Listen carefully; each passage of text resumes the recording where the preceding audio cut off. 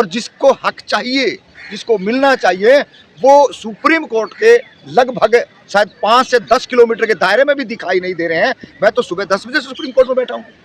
लोगों को जिस तरीके से रोड पे अपनी लड़ाई को लड़ते हैं, अपनी लड़ाई के लिए आगे बढ़ते हैं, इसी तरीके से आज शायद अगर यहाँ खड़े होते तो शायद लगता कि एक आपस में कहीं ना कहीं हम अपनी हिस्सेदारी की बात कर रहे हैं। चलिए ठीक है, हर आदमी का अपना अपना एक सोचने का विषय है और लोग नहीं आए, शुक्र है आज मौसम खराब होने की वजह से नेक्स्ट डेट भी मिल गई है। लेकिन हम तो यही कहना चाहें अगली डेट पे आप सुप्रीम कोर्ट में आए और सुप्रीम कोर्ट की हालात देखें, किस तरीके से तमाम जो सेनाएं हैं वो आके खड़ी हुई हैं, वाइट दे रही हैं। और तो और हद तो तब पार हो जाती है, जिस देश का सबसे बड़ा जो न्याय का मंदिर है उसमें जय श्री राम के नारे लगते हैं, आज लगे हैं।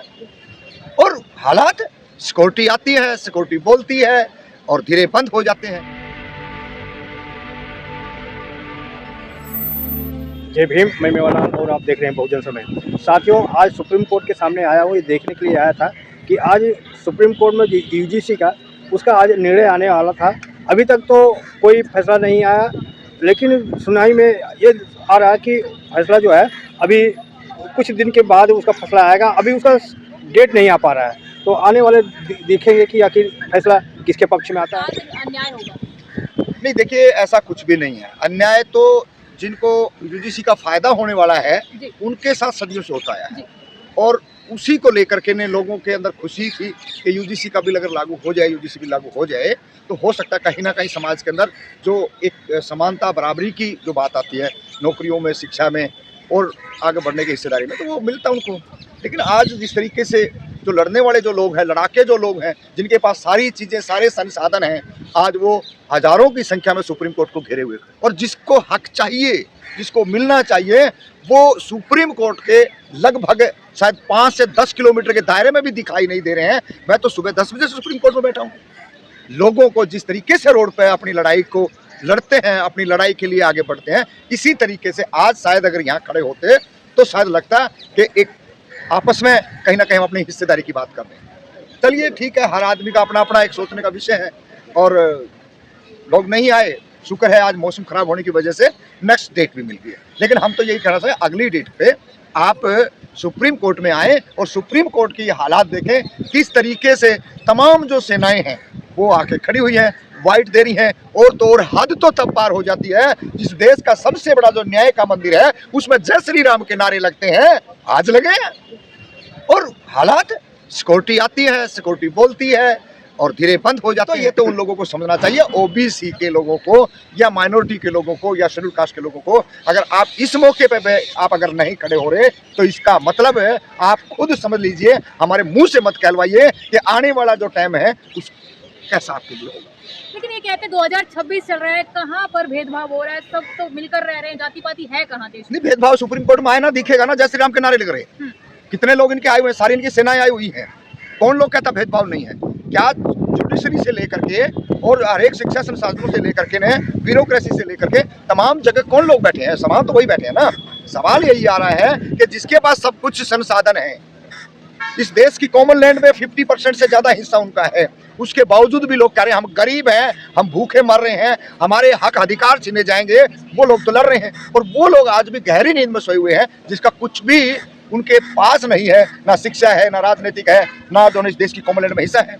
ये विषय तो उन लोगों को सोचना पड़ेगा, उन छात्रों को सोचना पड़ेगा जो आज पढ़ के और लिख के जो आगे बढ़ने का प्रयास कर रहे हैं। लेकिन इस हालातों में लग नहीं रहा है कि हम शायद किसी और के यहाँ गिरवी रखे हैं या हम किसी के बंधुआ मजदूर बन चुके हैं। हालात बद से बदतर हो चुकी है। जब हम छोटे थे तो अपनी बात को अच्छी तरह से कह लेते थे, आज तो कहने में भी डर लगता है, इतना कि पता नहीं सामने क्या हो जाए। सर, उत्तम नगर में जो कांड हुआ था उसके बाद अब वहाँ पर इस तरीके से बातें आ रहे हैं, लोग इस तरीके से वीडियो में बोल रहे हैं कि जो है ईद आ रहा है तो ईद में खून की होली खेलेंगे। लॉ एंड ऑर्डर एक्शन कुछ नहीं हो रहा है उसके ऊपर। देखिए, लॉ एंड ऑर्डर की स्थिति तो बहुत दयनीय है और जब सारे सब कुछ उनके हाथ में हो तो फिर लॉ एंड ऑर्डर तो उन्हीं के हाथ में है ना, जो बड़े बड़े दल बना रहे हैं, बड़े बड़े नारे लगा रहे हैं और खून की होली खेलने की बातें कर रहे हैं। तो ये तो इस देश के तमाम उन लोगों को समझना चाहिए कि आपके हकों में डकैतियां डाल रही है और आप कहाँ जाके धर्म के शिकंजे में फंस रहे हो, अपने आप को फंसा रहे हो। तो ये एक बहुत बड़ी साजिश है सत्ता में बैठे लोगों की और उसके आसपास जो लोग हैं वो इस चीज़ को पूरे देश के अंदर भ्रमित करके उनको हक अधिकारों से दूर रखने का है। कुछ भी हो जाए, मरने वाला कौन है, मारने वाला कौन है? ये तो एक ही परिवार के सदस्य है। आपसी झगड़ा है, पार्किंग को लेके झगड़ा है, और आपने उसको हिंदू मुस्लिम में कन्वर्ट करके, क्योंकि यूजीसी का बिल आना है और तमाम तरीके की चीज़ें इस देश में हक अधिकार मिलने वाले हैं, लेकिन उनसे ध्यान भटका के आपको हिंदू बनाया जाएगा, आपको जो है ना अपने हकों से वंचित रखा जाएगा। ये पूरी की पूरी उत्तम नगर की घटना है। कितने कितने इस देश के अंदर प्रोटेस्ट होते हैं, क्या जो पीड़ित परिवार को भी कोई उनका हाल जाने, उनकी मदद करते तब तो होता ना। मुसलमानों ने अगर गलती करी है, मुसलमानों ने अपराध किया है, तो उनके ऊपर इस देश के अंदर कानून है।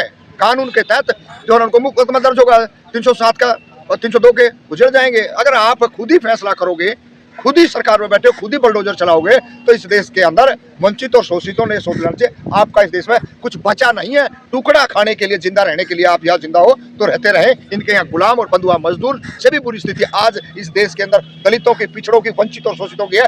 वो लोग जो थोड़े बहुत जो कागज के नोट आगे अच्छे मकान बन गए, जो अपने आप को क्षत्रिय और वैश्य समझ रहे हैं, उन नालायकों को भी कहना चाहते हैं आप बेसिक ब्राह्मण बने रहिए, आप बेसिक कुछ वैश्य बने रहिए, लेकिन आपकी वर्ण व्यवस्था के हिसाब से आपके पीठ पीछे आप शूद्र हो, आप दलित हो, आप चूड़े हो, आप चमार हो, आप नाई हो, आप धोबी हो, आप गडरिया हो, लेकिन कहने को आप हिंदू हो। ये बात तो आपको कितना बड़ा क्यों नहीं आपका साम्राज्य खड़ा कर लें, लेकिन टैग आपका नहीं जाएगा। मुसलमान भयभीत है, वहाँ पर पलायन कर रहा है। अब उनको कैसे, अब पंजाब को कानून तो काम कर रहा है ना, पुलिस अपना काम कर रही है। मुसलमानों के ऊपर इतने अत्याचार हो रहे हैं, मुसलमान क्यों नहीं लड़ता? वो इस आपदा का खुद स्वयं जिम्मेदार है। ना लड़ेगा ना, जिस तरह ओबीसी नहीं लड़ रहा है, इसी तरीके से उनका भी हाल हो जाएगा। जब तक ये लोग नहीं लड़ेंगे इनके ऊपर अरे जो सब कुछ जिसके पास हम बार बार कह रहे हैं, जिनके पास इस देश की सारे संसाधन हैं, वो क्या कह रहे हैं, उनको भी कभी सुन लो ना। सर सवाल ये है कि होली वाले दिन लखनऊ में भी एक दलित के साथ और एक ब्राह्मण के साथ लड़ाई हुई जिसमें दलित मर गया, उस पर कोई आवाज क्यों नहीं उठाता? वहाँ पर भी तो एक हिंदू मारा गया, वहाँ के लिए क्यों नहीं? मीडिया चुप है, वहाँ कंटेंट नहीं बनेगा, वहाँ पे जाके ना उनको जो है ना कुछ रोटी सेकने को नहीं मिलेगी ना। ये तो हिंदू मुस्लिम पे ही सब कुछ चलता है, और हिंदू मुस्लिम पे भी कहाँ चलेगा जब वहाँ दलित आ जाए, वहाँ ओबीसी अति पिछड़ा आ जाए, वहाँ चलता है। अन्यथा इनका कोई लेना देना नहीं है। इन्होंने इस देश के जितने जो बड़ाईदार पद थे सब पर कब्जा कर लिया है, और आगे भी हथियाने के लिए तैयार बैठे हैं। देखना पड़ेगा ना। मैं तो सुबह से सुप्रीम कोर्ट में बैठा हूँ, सुबह से हम देख रहे हैं आज इस हालात में, यहाँ मतलब ऐसा घुटन महसूस हो रही है सुप्रीम कोर्ट के अंदर। हजारों लोगों ने घेर रखा है, जय श्री राम के नारे लग रहे हैं। ये सुप्रीम कोर्ट इसलिए सुप्रीम कोर्ट कहते हैं, डूब के मर जाना चाहिए जो लोग रोड को ऊपर आके ना ओबीसी की बात करते हैं, और उनको भी मर जाना चाहिए जो बैक से जो है ना ओबीसी के नाम पे जो फंडिंग लेते हैं सरकारों सत्ताओं से। उनको समझ आना चाहिए आने वाली पीढ़ी के लिए आप कुछ छोड़ के जाओगे या बिल्कुल इस देश के अंदर सब कुछ खत्म करके जाओगे। सर आप मुसलमानों की आवाज उठा रहे हैं, मुसलमान भी तो हिंदुओं का भावना को ठेस पहुंचाते, गंगा में जाके हड्डियां फेंकने की क्या जरूरत है? देखिए, हड्डियां फेंकने की हम घोर निंदा करते हैं और गलत है। हिंदुओं मुसलमानों को भी ये उड़ते तीर लेना बंद करना चाहिए। क्यों उल्टे काम कर रहे हैं? जब इस देश के अंदर पता है कि तुम ऐसे काम करोगे तो तुम्हारा इलाज होगा। आप जो है इस देश के अंदर ऐसे काम करें जो समाज को अच्छी दिशा में लेके जाएं। आपने पता है इस देश के अंदर कितने जुनेद हो गए, कितने साथियों को मारा जा रहा है, उसके बावजूद भी आप गंगा के अंदर, जमुना के अंदर आप जा रहे हो। अरे भाई, वहाँ तो ऑलरेडी पहले ही इतनी हड्डियां फेंकी जा रही हैं।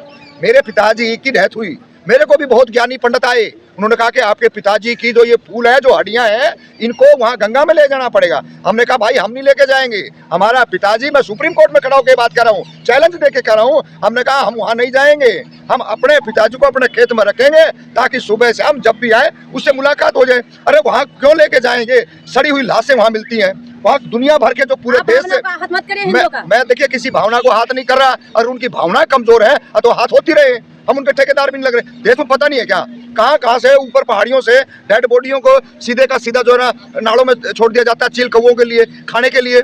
और ये तो बुराई क्या है? ये तो परंपरा चली आ रही है, परंपरा चली आ रही है। तो फिर ये कौन सा होगा जब वो वहाँ खा रहे थे, हमने छोड़ दिया और उसके बावजूद भी मुकदमे दर्ज हो गए, उसके बावजूद भी कुछ लोग हल्ला मचा रहे हैं। श्रद्धा की बात अलग है, श्रद्धा की बात अलग है। श्रद्धा से वहाँ पर अस्थि विशेष। अच्छा, हमारी भी तो श्रद्धा थी ना, हम नहीं गए ना हमारे बाप को लेके ने वहाँ। इतना जो वो इतनी बड़ी श्रद्धा जहाँ वहाँ पे है, सारे चील कौवे मरे गुड़े, पूरा जो फैक्ट्रियों का गंद मल सब उसमें आ रहा है, उससे किसी की भावना ठस नहीं। जहाँ मुसलमान दिखेगा, जहाँ दलित दिखेगा, जहाँ पिछड़ा दिखेगा, जहाँ किसान दिखेगा, जहाँ मजदूर दिखेगा, वहाँ सारी की सारी इनकी बेशर्मों की भावनाएं हाथ हो जाती हैं। ये इस देश के तमाम लोगों को समझना चाहिए कि इन हायतों होने वाली चीज़ों से दूर रहें और अपने हक अधिकार के प्रति, जैसे सामने मेरे खड़े हुए लोग सचेत हैं, इसी तरीके से जो ना लड़ना चाहिए। 16 लोग गिरफ्तार हो गए, उस पे क्या कहेंगे? नहीं, 16 लोग गिरफ्तार हो गए, वो अच्छी बात है। शासन प्रशासन ने दंगा ना भड़के, वहाँ कोई बड़ी घटना ना हो, उनको डिटेन किया, मुकदमा दर्ज किया। अब कानून का काम है, ये थोड़ा ही है कि पूरे उनके पीछे जो ना घर जला दें या उनके जो नुकसान बहन बेटियों को साथ बदतमीजी करें, ये नहीं होना चाहिए। प्रशासन ने सचेत रहते जैसे ही पता लगा, हम उसका प्रशासन का धन्यवाद इसलिए करा क्योंकि उन्होंने जो गलती करी है, ऐसी गलती नहीं होनी चाहिए थी और फिर भी उन्होंने करी है, तो सजा सरकार है, संविधान है, प्रशासन है, कोर्टें हैं, सारी चीजें, उनको न्याय मिलेगा, करणियों को भी मिलेगा, नहीं करने वाले जो उपद्रव करने वालों को सजा मिलेगी। चाहता है क्या ये, और ये जगत गुरु बनाने की कोशिश कर रहा है। मैं कहता हूँ अगर मोदी का राजदार मोदी का पिताजी पुत्र कोई भी आ जाओ, जब तक वेद लागू नहीं होंगे, हम जगत गुरु इसलिए थे, हम वेद पढ़ते थे। अब क्या है, 800 में से 799 नंबर लाने वाला अनफिट और जो -40 मार्क्स खिलाने वाला डॉक्टर बनेगा, इंजीनियर बनेगा। इनको ओबीसी आरक्षण वालों को आरक्षण वाला ही पढ़ाए, आरक्षण वाले को आरक्षण वाला ही इलाज कराए, आरक्षण वाले को आरक्षण वाला ही बॉर्डर पे